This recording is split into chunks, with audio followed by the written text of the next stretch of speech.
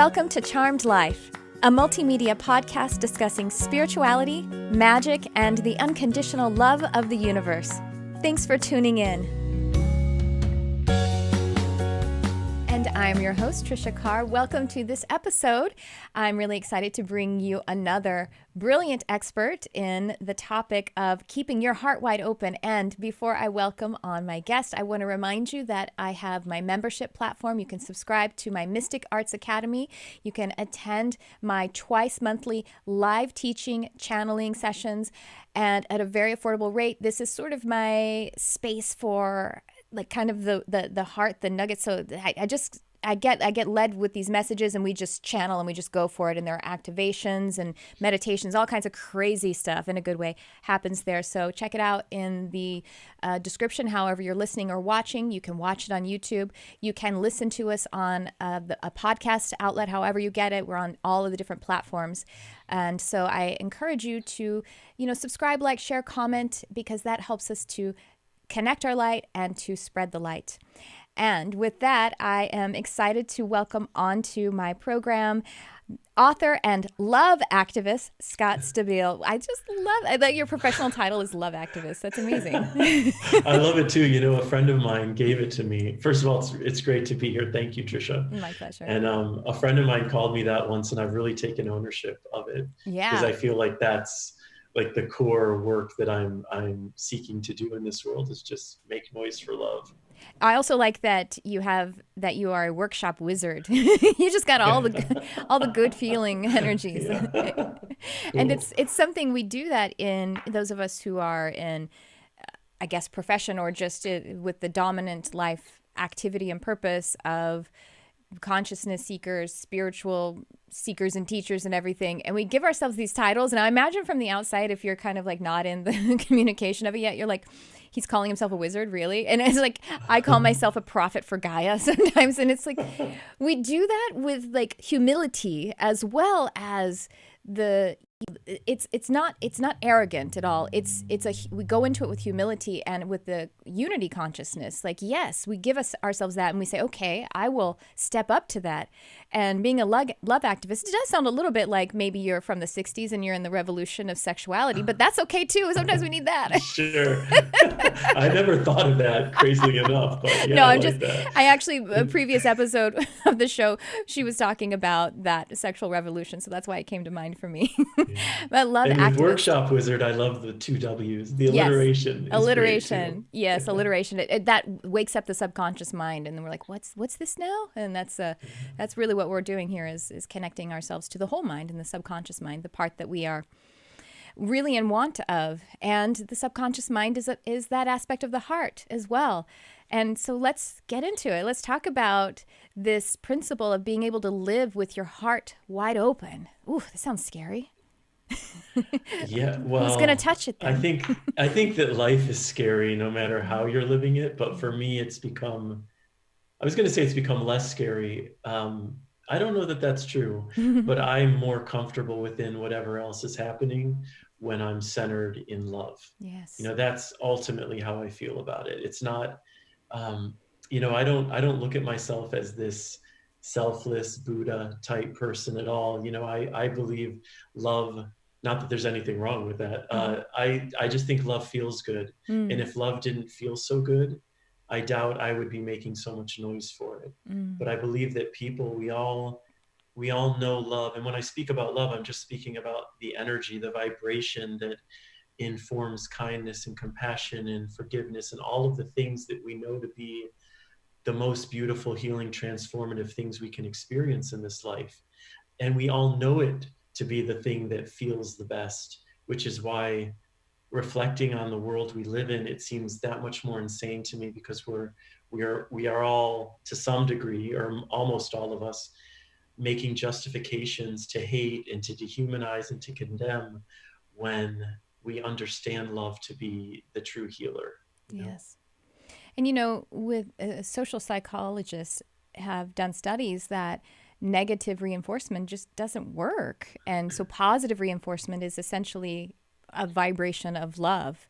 So it just really is the answer. It's the answer to someone if we're talking about politics and society, to someone no longer abusing other people, they need to be able to get there by way of love. That's the only way Yeah. that can be healed. And so, That's the only way I've ever seen it happening. yes, right. And And yeah, I remember in the Bible, in the Torah, the Old Testament, and during I think it was during the plagues, all of the plagues, and the way the text goes is that God hardened Pharaoh's heart.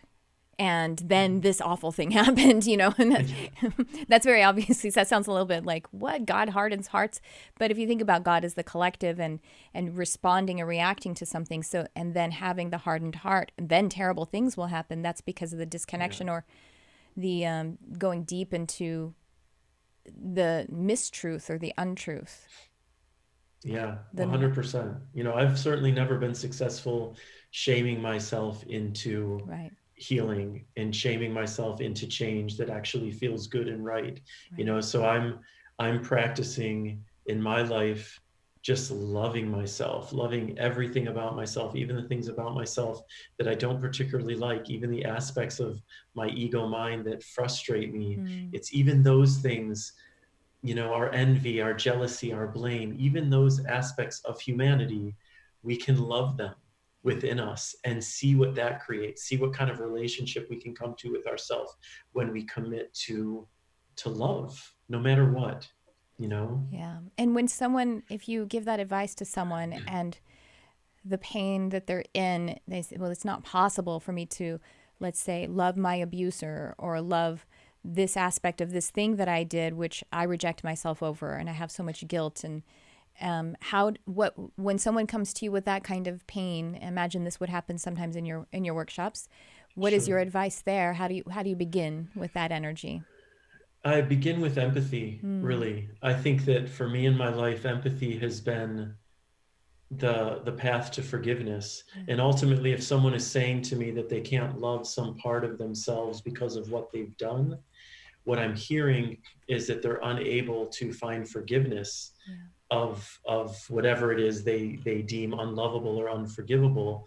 And I encourage people to center themselves in empathy, Mm, and certainly with others. We're living at a time, I mean, it's always been like this to some extent, but it seems heightened right now, I think in part because we're through social media, we're made so aware of other people in a different way, but we are seriously lacking in empathy in our country. It's a very painful thing to witness and experience. And when I speak about empathy, I'm really just talking about our willingness to put ourselves in another person's shoes, or to take the time to imagine what another person's experience might be like when they're saying those hateful things or dehumanizing things, so that if we choose to show up for a dialogue, we're not dehumanizing in return. We're not, mm, you know what I mean? We're not adding just this vitriolic fire to this out of control fire that's already happening. And I think with people, we know what we've been through. It's like I can reflect on many moments in my life where I'm like, why did you make that choice? And you mm, created so much misery for yourself by doing that. And you know what I mean? And it was so unconscious, all of these things. And I can reflect on them solely with regret and blame, or I can reflect on them and look at who I was in that moment and look at all the aspects of my life that were happening in that moment that led that younger version of me to decide to do that thing that created whatever it created. And and honestly, Tricia, I don't know why we wouldn't bring empathy forth, because it serves us. It helps us to feel less hateful, less toxic, less depleted in terms of other people. In terms of, like, I have people in my workshops all the time who had been victims of abuse, physical abuse, child abuse. We've all, I believe, experienced, or most of us have experienced, some aspect of trauma. In my mm-hmm. life, my Yeah. parents were murdered Oh when I my was gosh. 14 years old. Oh my goodness. I And am so sorry. Wow. yeah, thank you. It was a very heavy thing to Yeah. live through. And I I never considered forgiving the man who killed my parents Right. until I was in my early 20s, and I was starting to become aware, one, aware of the power of love, and two, aware of how I felt when I would think about this man and how much hatred would bubble up within me, and wanting him dead and thinking these Mm. horrible thoughts. And the more conscious I was becoming, I was like, when I'm lost in these thoughts, I am hurting myself physically and emotionally. I could Right. feel it in my chest, my shoulder. You know what I mean? Like Yeah. I could feel the physical hurt and the emotional pain that comes with that hatred and that vengeful thinking. Hmm. And I understood, I don't know how I'm going to get there, but I think I need to forgive this man. I need to Yeah. figure out a way to forgive him, because I understand that forgiveness is going to be the key to freedom. Yeah. And it was when I started to empathize with him Mm. without knowing his full story, but I felt like I was able to confidently say, this is a man who feels deeply unseen, angry, confused, unloved, lost, because only someone who felt some version of all those things could kill innocent people, Right. you know? And I thought, I feel deeply unseen and Mm. unloved at times, and lost and confused and so angry. And even the violence, which was the one thing I thought, well, I could never relate to that kind of violence. And I'm thinking, in my mind, I've been murdering this man for years. Right. I can relate to that violence. I have that violence in me. Hmm. Not to act on it, hopefully, but like, it's like the things we think we can't relate to, we're all human. We Right. all have it all going on. And once I started to center myself in that empathy and connect to him from that place, I realized this man is no different than me. He made a horrible choice that affected me and many people in a very painful way, but he's just another human being. And suddenly he wasn't just a killer, right? He's a human being, and I was connecting to his humanity. Mm. And I realized that when I would think about him through that lens, it was with so much love in my heart, and love for the pain that he must have been going through to get him to that point of doing what he did. Mm. And then I realized I have forgiven this man, and I've forgiven him, and I'm no longer tethered to him in a way that is blameful and hateful and dark. Yeah. It's like I still feel the pain of losing my parents to murder in moments. It's not that that pain suddenly evaporated, but it's the way in which I was connected to this man in the story Hmm. that had evaporated. And I'm not bound to any of that. I don't feel the blame of it. I don't feel the hatred. I feel love in my heart, and I feel forgiveness. And these are the types of things when people say to me often, I'll tell you, forgiveness has been one of the most provocative topics I think I speak about, because people are deeply committed to not forgiving. Right. And I can understand why. Hmm. If you've been on the receiving end of horrific abuse, or have been a rape victim, or so many situations where I understand why people are like, I will never forgive that person. And it's not for me to push people to forgiveness. I simply try to express what gift forgiveness has given me. And that if you're feeling tied to a past story in a way that feels like it's inhibiting the the best possible expression of your life in the present moment, why wouldn't we consider forgiveness? Why not? I have a story with difficult forgiveness. It's similar how I got there. For me, it was about my childhood abuser. I don't like to claim it that way, but that's the relationship. And I, in the same way, it was almost philosophically, I want to release unforgiveness, which is a kind of weird way to say it, but that was the best way I could get to it. I want to release unforgiveness because I understand the principle that that's keeping me imprisoned, not the other person. It doesn't even have on this lower kind of base level any kind of productive, it doesn't do Right. anything. You're not actually Yeah. injuring that person, inhibiting that person. You know what I mean? Like you're not punishing them in any way. You're just punishing yourself. And so for that reason, for that very pure reason, that's what I wanted to do too. And I was actually driving I was probably listening to a podcast, and this intention started to show up for me. And I was like, okay, like thinking, okay, I just do it right now. And then, but the pain showed up so resonant as I thought about the events that occurred, and I pulled over the car because I was angry and, because I didn't want to be committed to that. But I said, this is an impossible task that I'm giving myself, or that if I feel like the universe is giving it to me. It's impossible because I can't get a lobotomy. How can I possibly forget what happened? And so with that, I think that's where we can kind of get stuck, is that, but no, my pain is real, and it is real. And so I remember banging on the steering wheel with frustration, and I said, okay, fine. I don't know how to do this. I don't know how to forgive, but I'm just saying I'm willing to. But y'all got to help me. I don't know how to do it. You know what I mean? Yeah. And that alone, I guess that was surrender, because then I thought about it sometime later without any other work being done. And then I could think about the events, and I didn't have the resonance with it. It was like a movie that I had watched. And so it still Interesting. happened. It was still a memory. It was still in my timeline, but I didn't feel it the same way. And so I was free of it. It was really wild. And I again, like love you that. said, And oh, sorry, go yeah, ahead. no, that's okay. You still have pain over losing your parents. That's still a thing, but you don't have this other thing Totally. added to it. Yeah. I think sometimes in the kind of the self-help spirituality world, Yeah. there can be a tendency to want to deny the pain Yeah. of life and the reality and to skip right to I'm forgiving, I'm all, you know what I mean? Everything's fine, everything's beautiful, everything's for a reason. And I think we do ourselves a profound disservice by doing that in part because it's not really possible to do. You can't just decide. I don't think most people can just decide that they're suddenly going to skip over feeling what it is they're honestly feeling.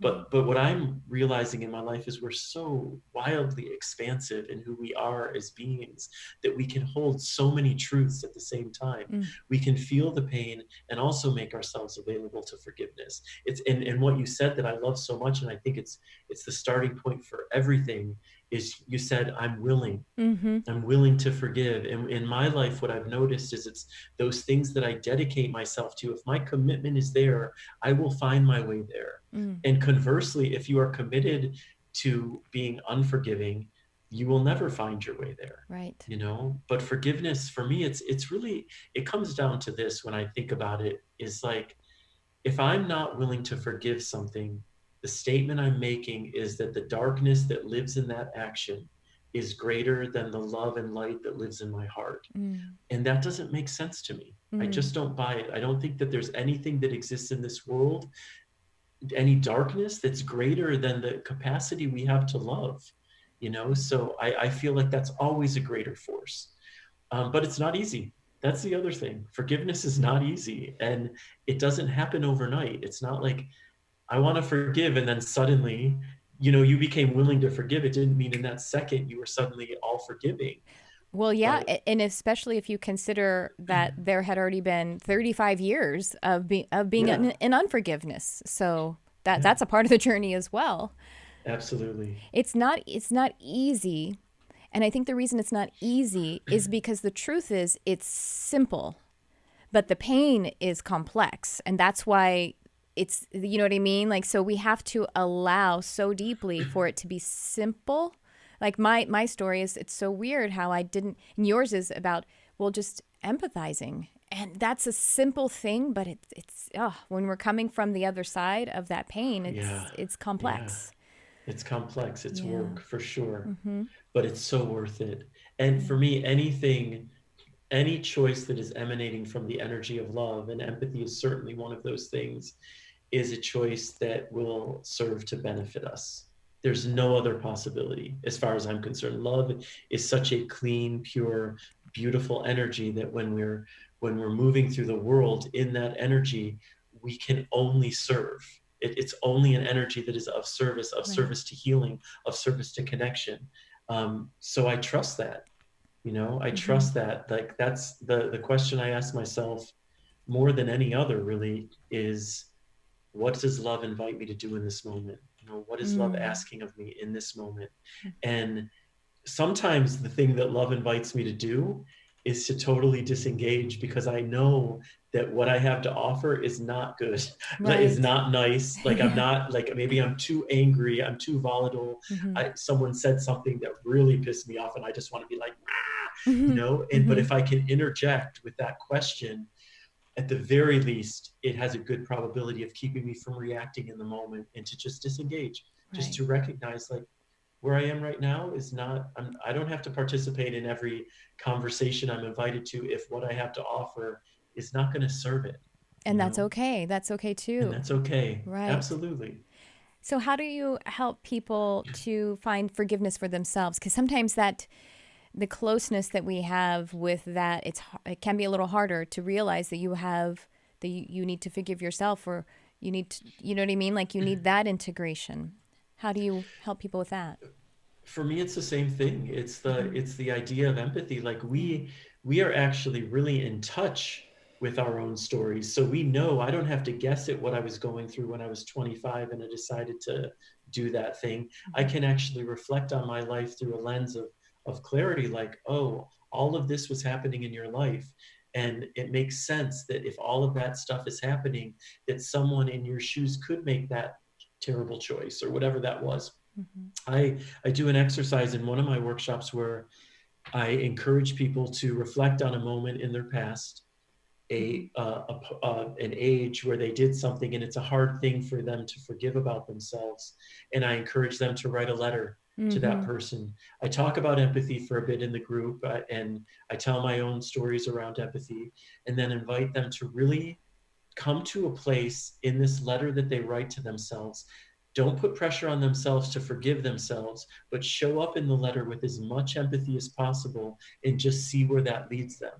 And in my experience of life, empathy, practiced empathy, it always leads to forgiveness for me. Hmm. Because empathy, anytime we're operating in empathy and compassion, we're connecting to our heart space. You know what I mean? We're not in our minds in the same way. We're Right. coming from a deeper place. So empathy is naturally leading from a place of love, leading from a place of the heart, and it's naturally going to carry you to a place of love and a place of heart. And I find that that place ends up being forgiveness. Mm. And maybe it takes 10 letters. You know, I don't think these things happen overnight, but if you're committed to forgiving yourself, and if you're committed to the practice of empathy, I believe in my heart you're going to find your way there. Mm. That's beautiful. And with your workshops, so how often do you do your workshops, and what do they look like? They they look like I do them. I mean, I've been doing them fairly often lately, Hmm. like a couple a month, Oh, you great. know, and they kind of look like group therapy. Okay, yeah, Well, that's I've a. never been in group therapy, but they look like, you know, on average 20 to 30 people sitting in a circle. I like to Mm. have my workshops in a circle so we're all looking at each Yeah, other, yeah. and there's always writing exercises. I think I believe writing is an incredibly powerful tool for healing Hmm. and self-reflection. So I'll always utilize writing in my workshops. And the one I'm giving the most right now is called Love Yourself Madly, and it's a workshop all Mm. about self-love. Beautiful. So the writing exercises are, well, this is the truth in all of my workshops.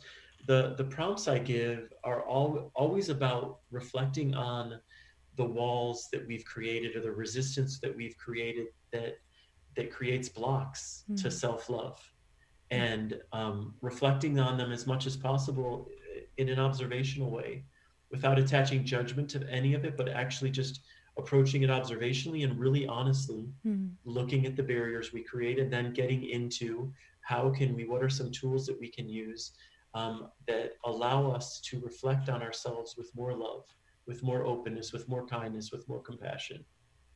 And then people share because they're intimate. Yeah. There's always opportunity for sharing and asking questions, and I talk a lot in them, as you can probably gauge. And it's just beautiful. They're like one of my very favorite things in the world to do, because everyone who shows up, they're showing up for their healing. Mm. They're if for them to show up, spend the money, take the time out, they're automatically making a choice that reflects self-love, Yeah, and and they're that's powerful. stepping into their healing, and it's beautiful. It's really lovely. Right. Even just having that activated intention of it is powerful to be able to give yourself 100%. that. That's really amazing. And then with it being in the group setting, everybody there is doing that. And so the energy just magnifies and magnifies and magnifies because everybody's holding space for one another. Oh, wow. I can imagine Absolutely. these are incredibly transformative. How did you Yeah, be? I'm always so high. I'm like flying high after them, and then I crash. It's so much energy absorption and output, and Yeah. it but in the most beautiful way. Yeah. Um, You were going to ask me, how did I get started? Yes, how did you get into this work? Yeah, definitely. Your journey that led up to doing this kind of work, is really fascinating. Well, I started my Facebook page in 2012, and I started my Facebook page because I had written a children's a screenplay of a children's film. Mm. And the film actually got produced, and it was released in theaters in over 2,000 theaters in the US, which is a very large release. And it went on to become, and still holds the title for, the biggest bomb of all time. It's the lowest, literally the lowest grossing wide release movie in history. So I'm the acclaimed writer of the biggest flop of all time. There's That's funny. and which was not funny. I can laugh about it now. In the moment, it was definitely not funny. You've There's a forgiven chap all the audience that didn't show up. You've forgiven them. exactly. There's a chapter in Big Love called Flop, and it talks about this experience, and it talks about it, reflecting on it through the framework of how we define success and how we define failure. Mm. But at the time of the movie, one of the PR guys said, "Listen, you should start a Facebook page, and you can use that page to promote the film and to engage with fans." So I launched this Facebook page, and at the time, not everybody had Facebook pages, even though it was free and anyone could do it. It wasn't what it is today, where everyone has Facebook pages. Yeah. Yeah. So I started this page, and the movie bombed, so there weren't any fans and there was no one to engage with on it. But suddenly I had this page, and I'm like, well, what do you want to write about? What do you want to do with this page? So I'm like, well, I'll write about the things that matter the most to me. And I started posting memes about love and, compassion and facing our fears. And that page started to grow and take off. And there was more of a community arriving. And then I started sharing heavier stuff. This one woman posted a comment under one of my posts. I don't remember the post, but the comment was essentially, "Not all of us are as happy as you are, Scott. Some of us are really suffering out here." Mm. And it was this wake-up call to me, because I realized, like, all I had been sharing on this page, it was all really Pollyanna. Mm. And I'm naturally a fairly positive person, and the things that I share now have a lot of optimism and hope and love, but that's all I was sharing at the time.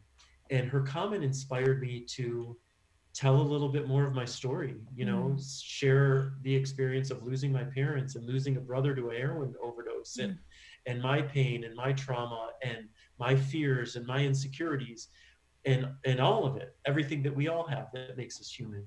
Mm-hmm. And once I started doing that, the energy around the page shifted again in a really beautiful way, because then people were beginning to share more of themselves as well. And it led me, probably like 4 or 5 years ago, to put out a book that I called Just Love, which I published through a Kickstarter campaign. Nice. And launched it on Kickstarter, and it got funded. And it's this really beautiful coffee table book with these gorgeous photographs from photographers all over the world, paired with my writings, so it's just a really pretty book. Mm. And then after that, I was thinking, I want to take some of these posts that I've written on Facebook, where it's maybe 2 or 3 paragraphs, that got a lot of engagement and people really talking about them. I thought I'd like to go deeper with these, and that's what led me to write Big Love. Several of the chapters in Big Love started from Facebook posts that I just really dove into more deeply. But the work, really this work started because my children's film bombed, and I had this page, and I tell that story because I may have started a Facebook page eventually anyway, but I started it because of that movie that was one of my creative low points.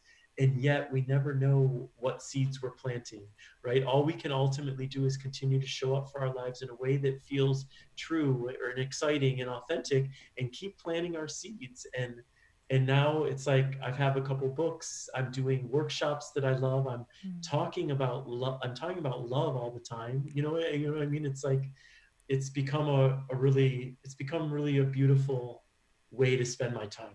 Wow, that's beautiful. And yeah, 2012, I remember, Facebook was not, we weren't doing that stuff as much. That's really, you're a pioneer in a lot of ways. Yeah. And you work with Lee Harris, right? Do you do workshops with Lee Harris too?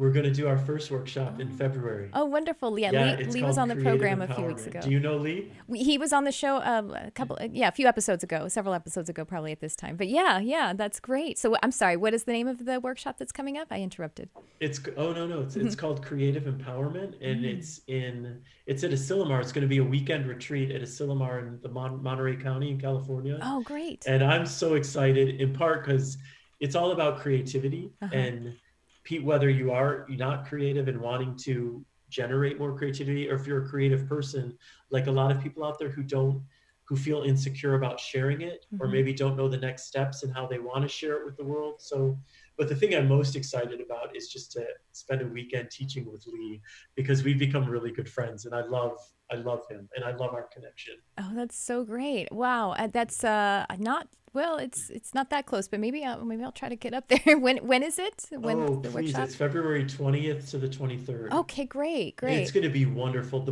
place, I've never been, but I've heard about it for years. Mm. It's on the beach, and it's supposed to be gorgeous, like just a really naturally gorgeous. And then we're going to have a lot of fun. It's going to be great. Well, another thing that's the reason I'm drawn to it too is because I'm a hypnotherapist, and in addition to the other stuff that I do, and my I have I have I have just started to elect an intention or a specialty in hypnotherapy, particularly for creatives, people to be, for creative artists to be more creative, but also to be more professional at the same time, because I am a creative myself and I am constantly around creatives, and it's just sort of that idea of selling out or having to do things that in order to be able to be successful, you have to not use your creativity as much, or you know what I mean? And I Yeah. guess you would understand that being a filmmaker yourself. I'm calling you a filmmaker, even though you say it was a Oh, flop. thank you. A And of course, screenwriter, maybe. Yeah, more than filmmaker, but okay. yeah. All right then. I'll take it. But that's really cool. So that's really an alignment. It's interesting. That's a synchronicity for me. So how Oh, wonderful. cool. That would be so much fun to be there with you. Yeah, so you guys, whenever you're listening to this, he's talking about February 20th through 23rd of 2020. And so 2020. we'll pop a link in the description. So we'll remember to do that so that you can check out. And if you didn't see the episode of Charmed Life with Lee Harris, go check. It was probably about 5 episodes ago or something like that. So go check it out. That's so you guys, how long have you and Lee, this is the first time you're teaching together. How long have you known one another since you started to form this plan to work together? Well, that's like how you were saying earlier. So many of the people we know today, you don't necessarily know them in real life. And Yeah. Lee and I have taken it beyond, because he reached out to me probably a year and a half ago through Facebook and just said, I love the work you're doing, and just Oh. wanted to say hello and tell you I really love the work you're doing. And I wasn't familiar with Lee, and so I looked him up on Facebook, and then responded back, and we got on a Skype call however many weeks later and had just a really lovely conversation. I love anybody who's doing work in the world of healing. Yeah. And I do get excited when I find other gay men who Mm. are out there doing this work, because I haven't found that many. I'm Mm. sure they're out there and I'm just not finding them. But so to connect with Lee through that lens as well was really cool. And then he's just great. Even I just love him. even just men. I mean, there are fewer people, Even just men. fewer Yeah, men that's true who, too. yeah, Yeah. who are doing. So we, Yeah, and yeah, I don't know if that is. I mean, I think part of it we could definitely say is because culturally, there's the pressure for men to do other things that may not be in, maybe it's not as conducive, generally speaking. So yeah, that's really great. And I love that's a really powerful workshop for it to have 2 men and 2 gay men together to be able to hold that space. It's really going to be really transformative. I just know it. I got to get there. thank you. Yeah. And we've hung out a couple times in LA Yeah, together. I've hung out with Lee, and yeah, we're excited about it. wonderful. So And yeah. so with your journey, so you did the screenwriting, and are you still writing films? No, not Like the really. flop, I've written, what's that? the flop spoiled you on it. I wrote a film with a friend Hmm. after that. We Hmm. wrote a screenplay, but it never went anywhere. And I haven't been screenplay writing. I'm working on a new memoir. Hmm. I like the process with Big Love, and that's a memoir. Well, it's personal essays, but it's memoir style, but also self-help style. Mm-hmm. And the one I'm writing now is more just straight story memoir. So I'm kind of into that writing Mm-hmm. right now. That's You great. know, I feel like I'll take a stab at screenplays again, though, for sure. Oh, that would be amazing. And so right now you are, so with Big Love, this has very much the self-help component to it. And so people really can move into that space of living with their heart wide open.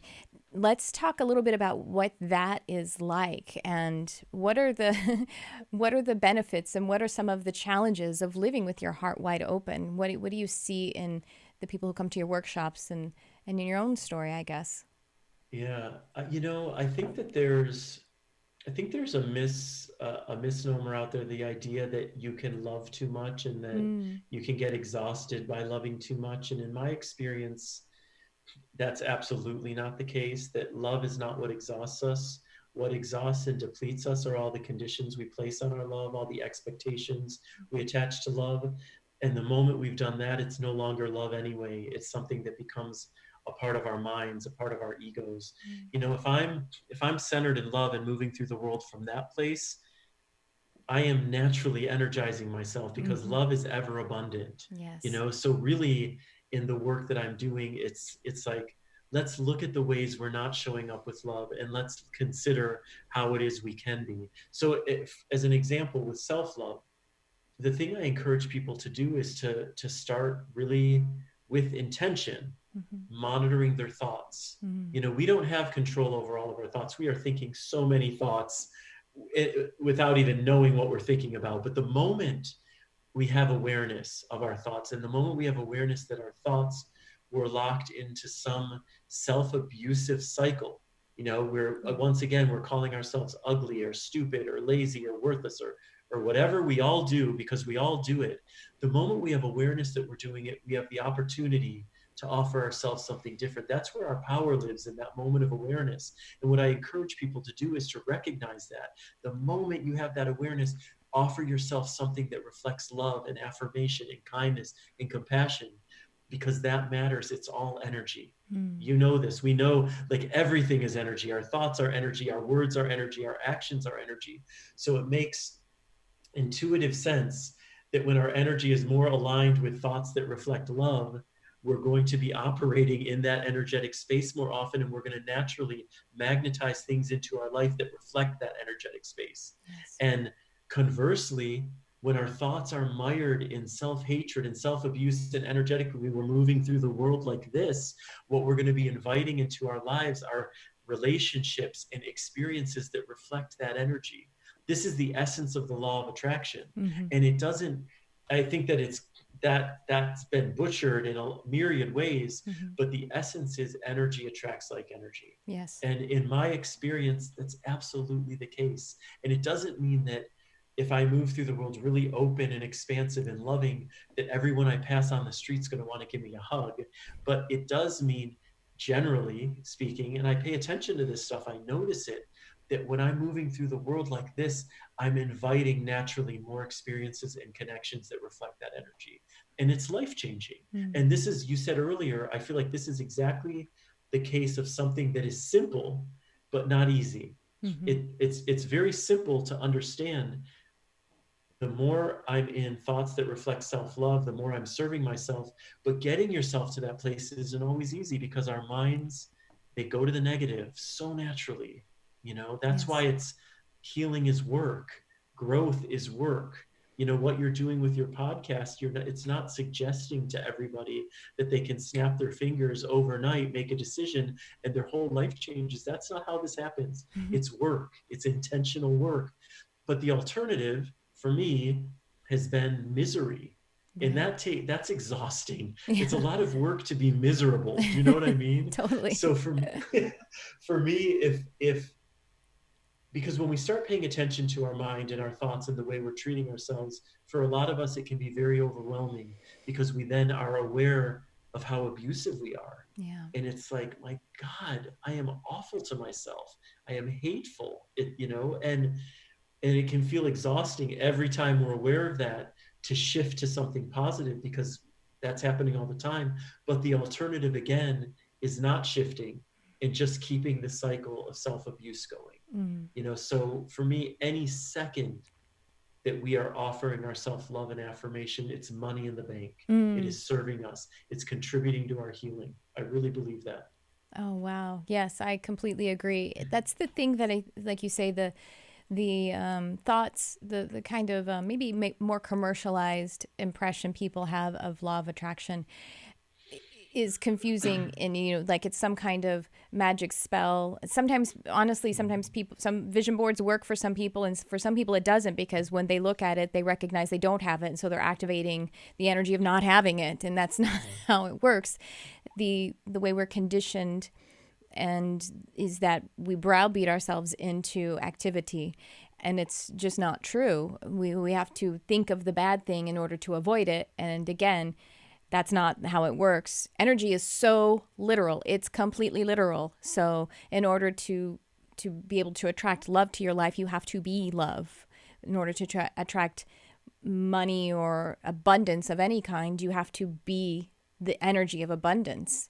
And that's the Yeah, thing and that's confusing, because generosity. we're forced to go to school for, maybe 12 or more years and be in a classroom and say, good girls and boys do this, and whether they like it or not. And so it takes a while to unpack that. That's the work. That's the thing, is to undo that energy, undo those beliefs and habits, thinking and feeling and doing habits. Absolutely. And I love that, and I love what you were saying about how it works for some people but not for others, because that's, for me, the thing I repeat all the time in my workshops. It's understanding that it's about, when you start paying attention, you can start figuring out what works for you Yeah. and giving more energy to the things that work for you. And it doesn't have to be what you read in a book. If that doesn't work for you, great, that you could discard it. But I believe that we intuitively know what we need to be doing to take care of ourselves. We're just so often not asking the right questions, Mm. or we're not making ourselves available to honest answers. But when I start paying attention, and not just to my thoughts, certainly, but we don't listen to our bodies. Our bodies are giving us so much information. If Yeah. I'm considering a choice and my body does this, it's telling me no, Right. like, clearly. And that is coming from your deep wisdom, your deep Mm. intuition. And when we start paying more attention to these responses that come from that deeper place, we start to figure out, like, every time I do this, I feel uplifted. Okay, good.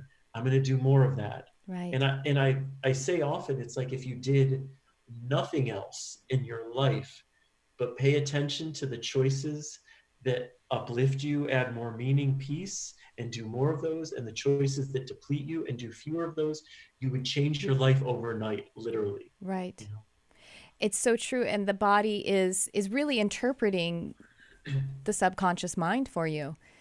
It's just showing you what it is that you are thinking, and the frequencies that you are running. And so that's something that I recently was talking about as it concerns being in like the cyclical phase of the lunar cycles.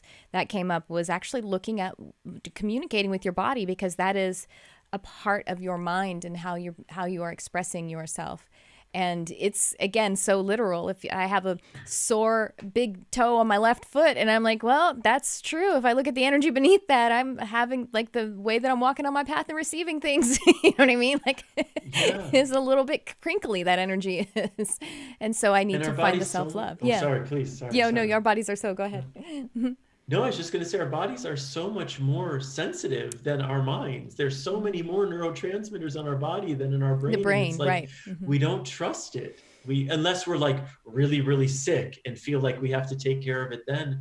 But it's giving us messages and clues all the time. And I'm not a master of paying attention to my body, but I'm getting better at it, because I'm paying attention to the moment that it's telling me something, and trying to listen for the deeper wisdom there, you It's, know? but again, because in order for, we're conditioned, and there's a goodness to it. Our parents had to condition us to put our shoes on, because you can't walk on the streets without shoes on.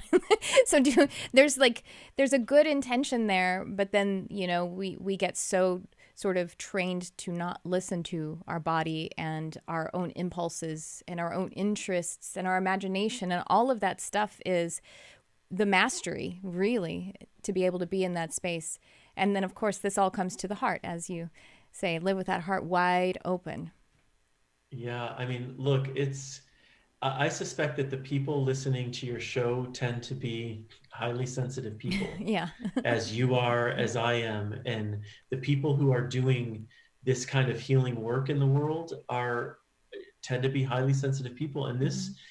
this planet, this experience on this planet, it's not easy for anyone, but I think it can be particularly difficult for those of us who are highly sensitive. You Mm-hmm. know, there's so much information, there's such an assault Yeah. of information and vibration and energy and violence and conflict happening all the time, that that what I've discovered is that the more open I become, it doesn't it makes me more sensitive. You know, Mm-hmm. I believed at some point in my life that I could live behind my walls and I could just put a wall up to what I saw as the dark, painful stuff, Mm. but not a wall up to everything else. But in my experience, when you're putting up a wall, you're putting up a wall. Yeah, You're exactly. blocking out the darkness, you're blocking out the light. Yeah. And when you break down those walls, you make yourself available to the pain in a different way, but you also make yourself so much more available to all the light and the love that exists in this world. And I feel like that availability is what sustains us, what helps us Mm. be able to move through life feeling all of the heavier stuff. And then also tuning into ourselves when we need to take a break, you know, when we need to really be gentle with Yeah. ourselves, when we need to check out and unplug and turn off the computer and turn off the phone and certainly turn off the news Mm. and, you know, get yourself into nature, get Mm. yourself into a space that helps to ground. I mean, that's like self-love 101, really checking in with, how am I feeling? I'm feeling like crap. Okay, what choices am I making in my life that might be contributing to this feeling? And how can I step outside of those for a while to give myself the space of nature and quiet and stillness, if Yeah. that works for you, you know? Yes. Wow, this has been just amazing. And so I want to encourage everyone to check out the workshop with Scott and Lee coming up in February and all of Scott's workshops. Make a trip out. You're doing these in person. Do you do some online stuff as well at this time? I just You have started, your, you know, oh, I'm good, happy you asked that because I good. just started. I had my first, last month, my first virtual gathering. It was like Mm-hmm. an hour and a half class through Mm-hmm. Zoom, which is what we're on. Yep. And so people could come in from all over the world. They could register for it. And I'm giving my next one on the 13th of November. So Good. I'm so next week, I glad. think. I love meeting in person. I do workshops in person. I have but you know, being available online, I mean, that's how we know each other now. We know each other remotely and we're just reminding ourselves that Totally. we're not local Yeah. beings anyway. We're non-local And it's consciousness. beautiful. It is. Through Zoom, you see all these squares of all these people, and Yeah. you do feel connected. I give lots Totally. of live videos in general, and I love that you're getting the energy in real time. That's what I do in this studio here that you can see. I have some people here. You know, it's limited, so there'll be limited seating, but we also have people come in on Zoom, and my students on either, you know, the online or the ones in person always say it's amazing. You just completely forget that you're not in the same room, like Yeah, literally, you know, yeah, physically. So it really does. It's all about the consciousness. And I do a lot of my one-on-one sessions. I'm an intuitive medium and an animal communicator. Most of the things I do are on Zoom or sometimes just on the phone, which I actually like to have the video component as well. But when it's not there, it works just as well. Like you're just as yeah, connected. It's that heart energy, and it doesn't know totally. any walls. No. It doesn't know the different states or whatever. So good. I'm so glad that you are. That's wonderful. Because then that way, are you, maybe you and Lee can consider having some kind of live stream thing go on with February 20th. We've Yeah. done a couple live like Facebook or Oh, good. Instagram videos Cool. together, and they're great. And we take questions and we chat about whatever we're chatting about. Yeah. I'm sure we'll Awesome. do more of those too. Well, again, this has been just so wonderful. Any last thing you would like to share before we say goodbye for today? You know, I think the last thing I'll say to everyone listening is just to know without a shadow of a doubt that you are worthy as you are and that your Mm. worth is inherent. It's not predicated on anything you've done, on any successes, how much money you have. It's not predicated on anything. It's inherent within you. We are born worthy and we die just as worthy. And when we start to really embrace that truth and move through the world in alignment with your worth, your whole life begins to change.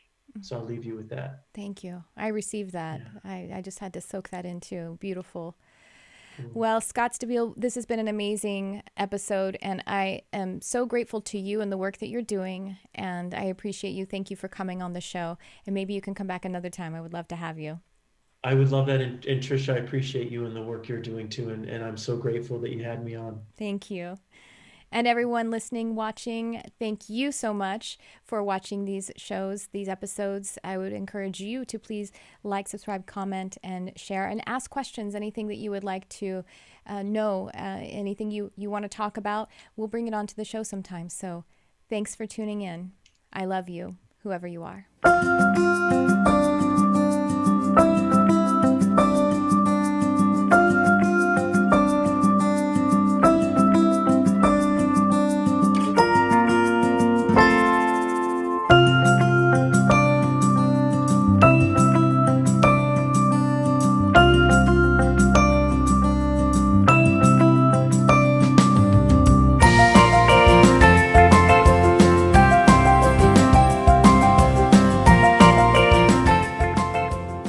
Hey everyone, it's Tricia Carr. I'm really excited because it is the time of the year for me to offer my Animal Communication Comprehensive Program live online.